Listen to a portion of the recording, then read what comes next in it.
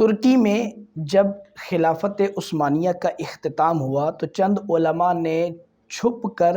گاؤں دیہاتوں میں جا کر درختوں کے نیچے بیٹھ کر اپنے بچوں کو دینی تعلیم کا سلسلہ جاری رکھا۔ اب وہ بچے جب اپنے استاد کے پاس بیٹھ کر دینی تعلیم حاصل کر رہے ہوتے تھے تو اگر کسی فوجی گاڑی کو فوجیوں کو آتا دیکھتے تو وہ ایک دم سے کھیتی باڑی میں مصروف ہو جاتے۔ فوجی یہ سمجھتے ہیں کہ یہ بچے کھیتی باڑی میں لگے ہوئے ہیں، جبکہ وہ بچے اسی کھیتی باڑی کے اس جھرمٹ میں اپنے مدارس کو سجائے ہوئے تھے، اپنے سینوں کو اسلام کی شمع سے روشن کر رہے تھے۔ انہی بچوں میں سے ایک نام ہمیں سننے کو ملتا ہے، شیخ محمود افندی۔ یہ بڑی اسلام کی تعلیمات سے متاثر ہوئے اور انہوں نے اسلامی تعلیمات کو بہت زیادہ سیکھا، اپنے اساتذہ کی روش کو برقرار رکھا،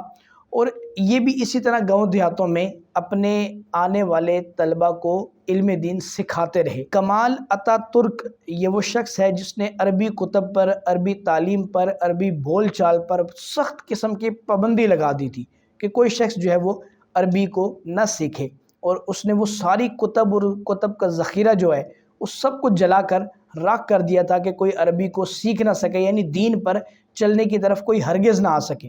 تو یہ شیخ محمود افندی جو تھے، یہ اپنے طلبہ کو ہاتھ کی اشاروں پر، انگلیوں کے اشاروں پر نماز، روزہ، حج، زکوٰۃ اور اس طرح کی چیزیں جو ہے وہ سکھایا کرتے، یعنی پورے کا پورا دین اللہ تبارک و تعالیٰ نے ان کی ہاتھوں کی انگلیوں پر جاری فرما دیا تھا، اور یہ اپنے طلبہ کو صرف، نحو اور اس طرح کی دینی کتب جو ہے وہ اپنے ہاتھ کے اشاروں سے پڑھایا کرتے تھے۔ پھر ایک وقت ایسا آیا کہ ان پر مختلف جگہوں پر چھاپے پڑنے لگے، اور ان کے 2 خلفاء کو جو ہے وہ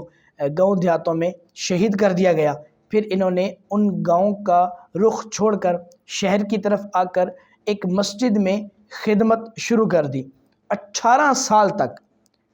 سال تک ایک شخص بھی آپ کے پیچھے نماز پڑھنے کے لیے تیار نہ ہوا، لیکن آپ نے اپنی تبلیغ دین کا فریضہ پراپر جاری رکھا، اور پھر ایک وقت آیا کہ لوگ